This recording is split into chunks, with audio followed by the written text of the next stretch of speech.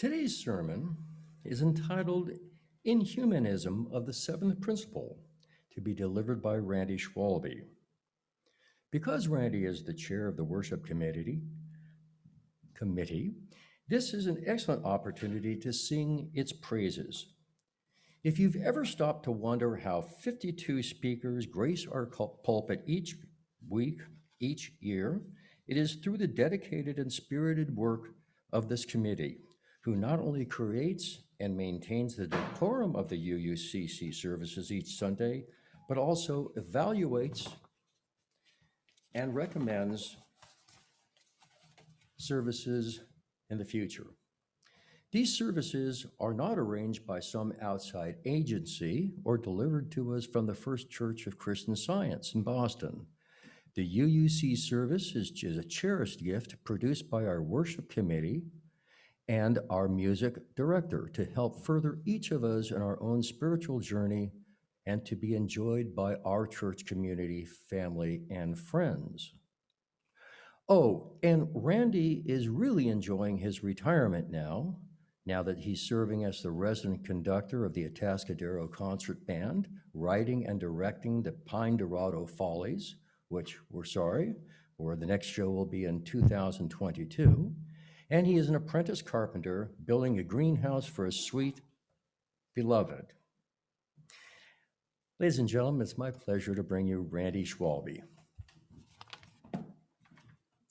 Thank you, Art, and good morning.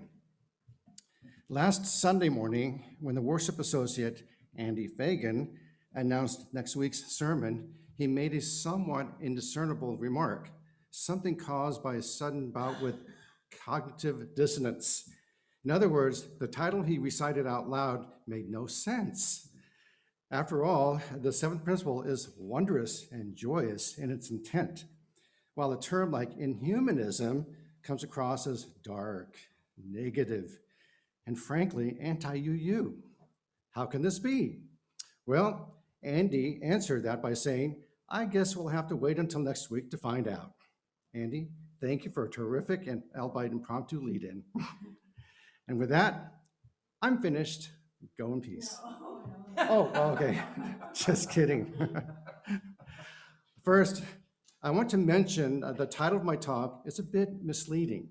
I did it to garner your attention. This talk is more about inhumanism with a reference to the seventh principle later on.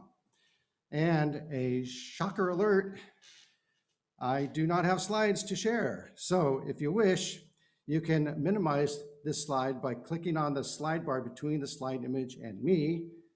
And then while holding down the mouse, simply slide the vertical bar to the left to make me bigger and Robinson smaller. I will be using those 25-cent words up there, so keep an eye on them. Okay. Before I get into this inhumanism business, I wish to note that a talk covering Robinson Jeffers was scheduled, but was rescinded by its author. I was highly interested in this subject in that it had close connections with a talk I gave several years ago in which I ostensibly referenced a philosophical study called solipsism. So I decided to pursue the philosophy behind inhumanism to a minor extent and deliver my take on it. Oh, and one more thing before I delve into inhumanism. I just mentioned another ism word, so I'm obliged to explain. Solipsism is a philosophical idea that only one's mind is sure to exist. It's an epistemological pursuit, the study of nature, origin, and the scope of knowledge. As I was saying, solipsism holds that knowledge of anything outside of one's own mind is unsure. The external world and other minds cannot be known and might not exist outside the mind. Process that for a moment. Solipsism holds that knowledge of anything outside of one's own mind is unsure. The external world and other minds cannot be known and might not exist outside your mind. Existential denial, if I ever heard it. In my previous talk, I had shared a particular view of mine that coincides neatly with solipsism. I stated that the center of the universe is inside my head. All that really exists in the universe is what I can perceive through my five senses. Everything and everyone else are merely artificial reproductions of alleged realities. For example, every New Year's Day, you can watch the Rose Parade in Roseville on TV. But is it real or just some images manufactured for TV viewing? In 1976, I marched in the parade with the UCLA band and marched on the field for the pregame and halftime shows. Now, when I see those images of the Rose Parade and Bowl game on TV, I know it's real. The same with celebrities. They are like made-up comic book figures until I see them in person. And spoiler alert, all of you that I have met personally are real in my universe. But if, God forbid, I meet my demise, you are all going down with me.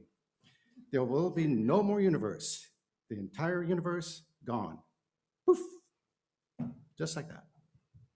Okay, with that said, now we look at the polar opposite of solipsism, inhumanism. Its inherent ugliness as a word stems from its inadvertent derivative. Inhuman is to behave in a manner not consistent with promoting and nurturing the human race. Inhuman is lacking human qualities of compassion and mercy. To put it bluntly, inhuman is bad. And another derivative of is inhumane. It is simply the act of cruelty, being mean and mean-spirited, acting without compassion for misery or suffering. So yes, Andy did have a brief cause for concern, but let not your heart be troubled. A renowned poet who lived just up the coast during the early and mid-20th century in Carmel named Robinson Jeffers coined the word inhumanism, to which he alluded often in his body of work. He did not actually use that word in his poetry, but he did write about it when commenting on his pieces or introducing them in his collective books. It is rather unfortunate that this word is so closely related to those other bad words. And does adding ism to either of these bad words make it any better? Ask anyone who has written a doctoral thesis. Adding ism to a noun or adjective instantly makes it an academic study. I call it thesisism. Go look it up. But adding ism to a word does not change the meaning of the word itself. In this case, however, adding ism to inhuman changed the meaning dramatically. But to be technically correct, Jeffers did not add ism to inhuman. Rather, he added in to the word humanism. Mercedes Mongian explained this in her essay, Robinson Jeffers, A Study in Humanism. Too many N's. All right, this is a quote. Since one phase of humanism is a system of thinking in which man, his interest, and development are made dominant, I would contend that inhumanism would, by its negative prefix, deny man's interest or development, subduing them in the interest of something greater. Or as Jeffers aptly explains it, inhumanism is a shifting of emphasis and significance from man to not man. All of Jeffers' poetry demonstrates this denial of man's importance and potential, contrasting it against a magnificent beauty and immense worth of the natural world.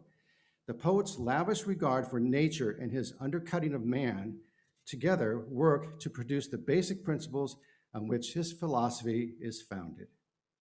End of quote.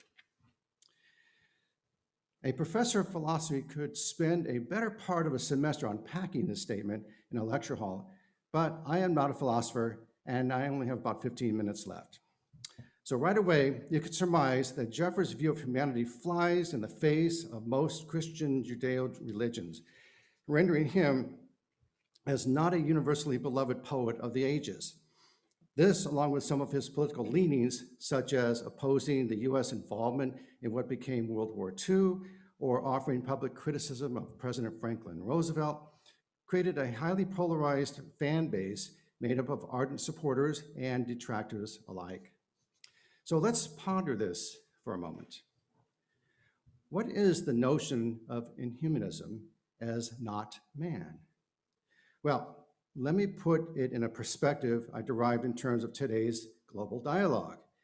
Let's say a person is able to act in a manner of superiority over others based on the perceived, if not granted, notion of privilege by virtue of social status, political power, or race.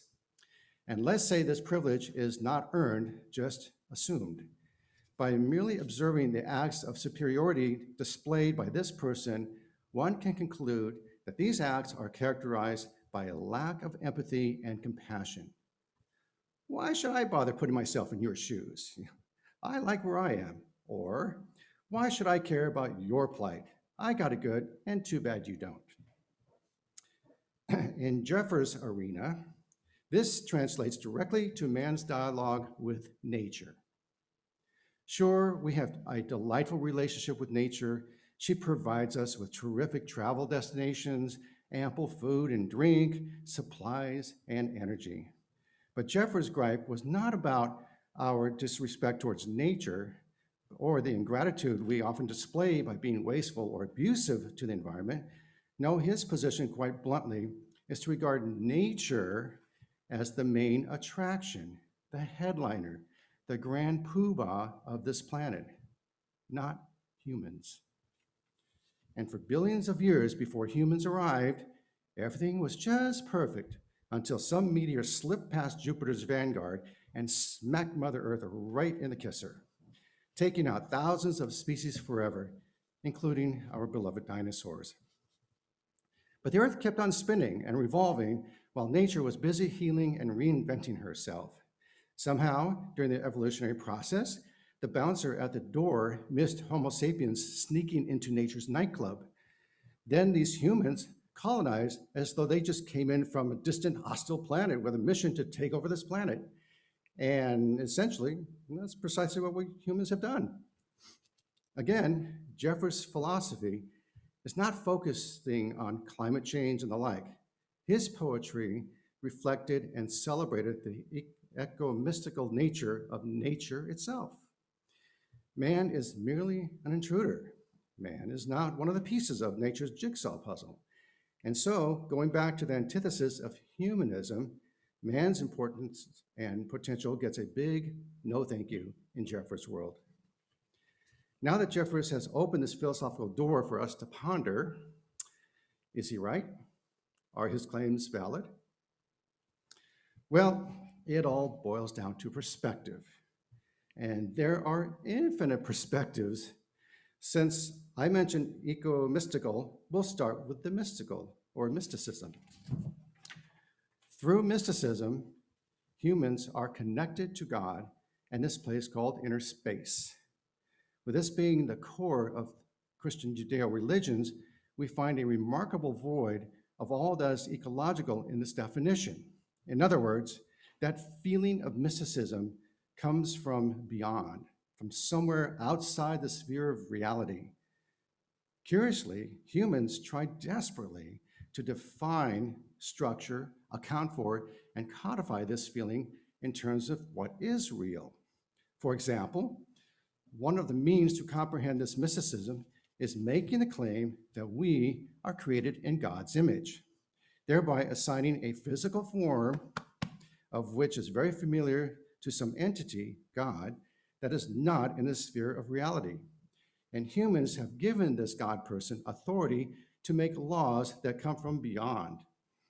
While committing an act of apparent tampering with the cosmos, God created this little blue-green planet, put lots of creatures on it, and charged the human species to have dominion over all these living creatures. It's all there in Genesis chapter 1. God said, "Let us make human beings in our image to be like us. They will reign over the fish in the sea, the birds in the sky, the livestock, and all the wild animals on the earth, and the small animals that scurry along the ground." So God created human beings in his own image. In the image of God, he created them, male and female, he created them. Then God blessed them and said, "Be fruitful and multiply, fill the earth and govern it. Reign over the fish in the sea, the birds in the sky, and all the animals that scurry along the ground." End of quote. Just shy of 2/3 of the world's population subscribe to this by virtue of the Old Testament as its source. And I might add the obvious: the ability for a claim such as this can be easily attributed to our ability as humans to reason, rationalize, and comprehend our own mortality.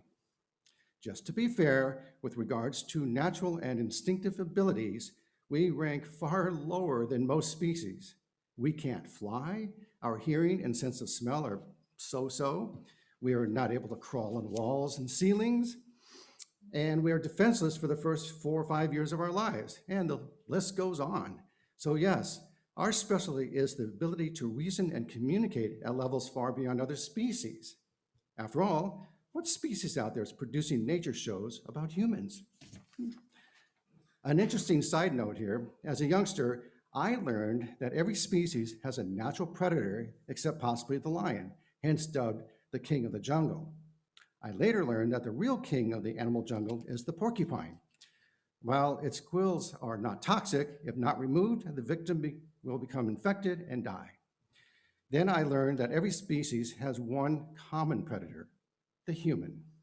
Yes, even the mighty porcupine is no match for the human. With our opposing finger and thumb, we could just simply pull the quill out and dress the wound. So who or what can legitimately challenge the human assertion of global dominion? But it is precisely this smugness, this arrogance of our perceived superiority above all other species that enables man to make the claim of global dominion. And this fulfills one other human attribute: its collective ego. Jeffers patently defies this. In natural law, humans have no real dominion. And the numinous, the presence of the divinity, is experienced in the physical aspects of nature. William Everson, an American poet of the San Francisco Renaissance, wrote extensively about Jeffers. He said, quote, "Secularism and institutionalized religion have given humans a sense of superiority to material nature. Hence, Jeffers can only evoke the numinous by degrading humans to a place below that to which they have come to feel themselves superior, a move from deceptive superiority to a realistic inferiority via a reduction of humanity and its concerns." End of quote. Throughout his tome, Jeffers' poetry suggests, or rather insists, that the importance of humans, i.e. humanism, is in reality unimportant and inconsequential. Think about it. We watch the news every night, read opinions about pressing issues of the day, go to war over subtle variances of religious or political leanings for the sake of power, and so on. But if something out there was able to wave a wand and eliminate just one species, and it happened to be the Homo sapien, what would happen? Hey, don't kid yourself. The microscopic coronavirus made a valiant attempt this past year. Anyway, nature would reclaim the planet. It would take several thousand years, but the scars left behind by humans, buildings and the like, would erode, leaving scant reminders of our existence. And I'm afraid the only species that would truly miss us would be the canine. Poor lovable Master Shifu would be lost without Mary and me and Triva. Another side note, what I fondly remember as from a botany course I took in college was the 180-degree rule. Ask me about that after the service. Eating a blood orange for the first time, and the definition of a weed that goes something like this. A weed is any unwanted plant that thrives near and around human disturbances, such as roads, urban centers, etc. Now think about this for a moment. Doesn't the human being itself fit this definition? Yeah. So going back to divinity, if we mix ecology into this mysticism brew, we get ecomysticism. And here's where it gets fun. A bevy of writers, critics, and philosophers have tried to pigeonhole Robinson Jeffers. Is he a religious poet or a philosopher? But instead of psychoanalyzing his work, I will instead mention his perception of God. Briefly, Jeffers has extended the concept of pantheism. The term pantheism is derived from the Greek roots in which pan means all and theos means God. Mysticism and the supernatural are not within this sphere. In his book, The God Delusion, Richard Dawson states pantheism is sexed up atheism. God is not some old dude pointing a finger at Adam, but the physical whole of the entire cosmos. According to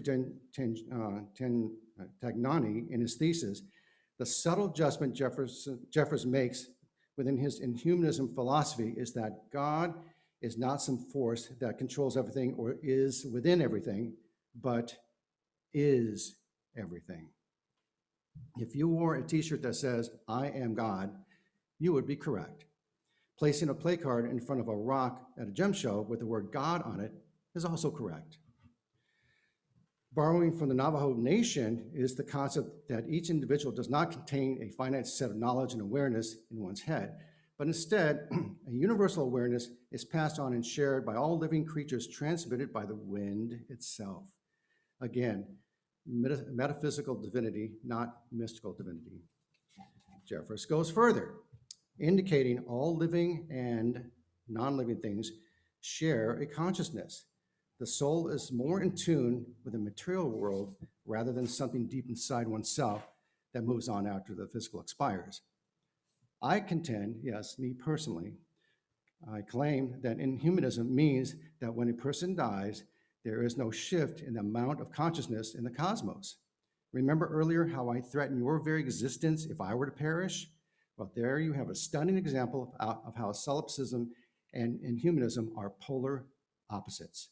If I go, the entire universe goes with me, or when my time is up, I merely experience a change in my physical composition to something in the natural world.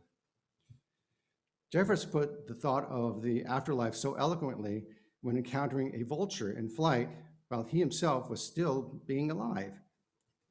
Quote, "I was sorry to have disappointed him, to be eaten by that beak and become part of him, to share those wings and those eyes.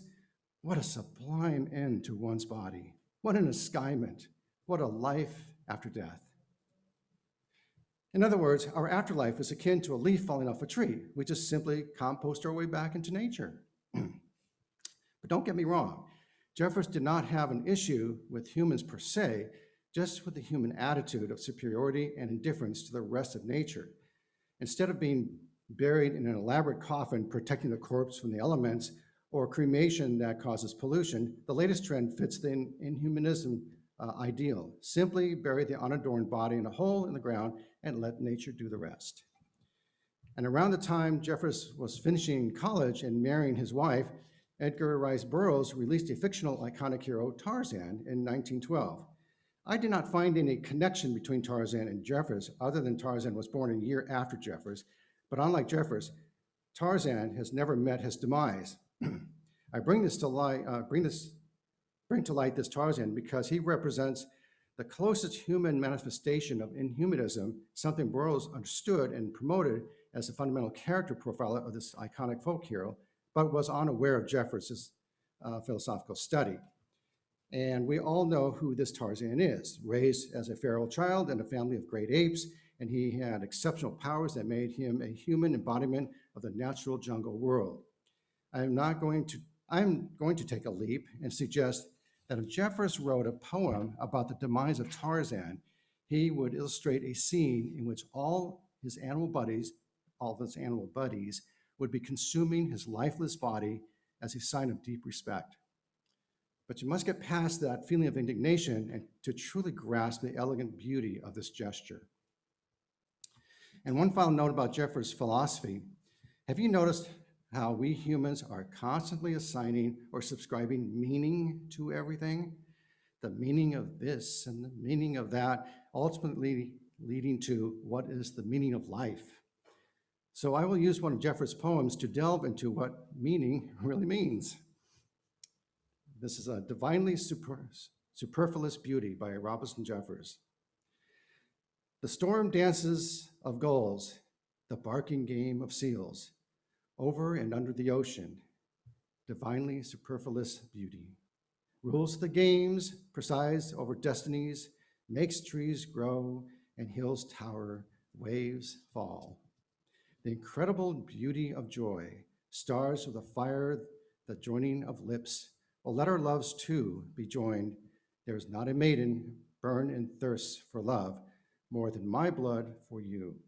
By the shore of seals, while the wings weave like web in the air, divinely superfluous beauty. I found a worthy unsourced analysis that I would like to share with you. Inhumanism is the key to another of Jeffers' major themes, the beauty of the natural world.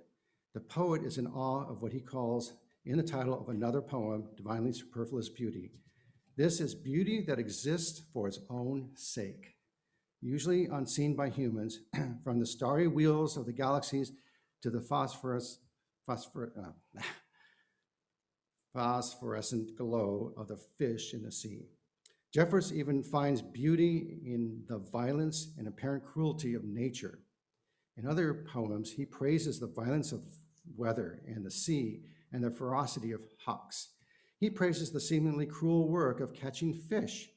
The fishermen in this poem are not part of the city and civilization. Rather, they are making their living close to nature and are not condemned for killing the fish any more than the sea lions would be. They are a part of the pattern of life and death and thus contribute to the beauty to be found in the natural world. From this detached inhumanist viewpoint, the poet sees the tragedies of civilization and its estrangement from nature, as well as its eventual decline into chaos and darkness, as acceptable or even beautiful. These things all play their small parts in the inevitable evolution of the grand ways of the universe. End of quote. Enter the seventh principle, respect for the interdependent web of all existence of which we are a part. This very principle concisely separates you from the Christian, Islamic, Judeo religions. This principle is very much in alignment with one of the basic tenets of the Hinduism in that all life is precious and should be treated as such. I'm aware that this principle can be viewed on several levels. The interdependent web, expressed as the community forming power, can help us develop that social understanding of ourselves that we and our culture so desperately need. This is viewing the seventh principle through a social justice lens and very much a current focus of the UU Nation. However, with regards to Inhumanism, the seventh principle supports this philosophy with its inclusiveness of all living things. This principle says we should respect all living things, whereas Inhumanism says we humans should find our rightful place among not just living things, but all things. So the Inhumanism of the seventh principle spotlights the coexistence of all living things. However, the seventh principle stops short of placing humans at the same level of importance as any other existence, living or inert. So, what is the big takeaway from all this? First, I would surmise that solipsism and Inhumanism are two extremes on that grand philosophical scale. On one side, you may be tempted to regard yourself as invincible, holding the center of the universe in your head, thereby tempting the unaccountability of your actions. On the other side of that scale, it is rather difficult to deny the intellectual power of humans, but can that power be simply discounted in order for us to take our humble place in the metaphysical world? Maybe we can use the tenets of Jeffers' philosophy to temper our contentious relationship with nature and treat her with the reverence she deserves. It still remains the question of the ages.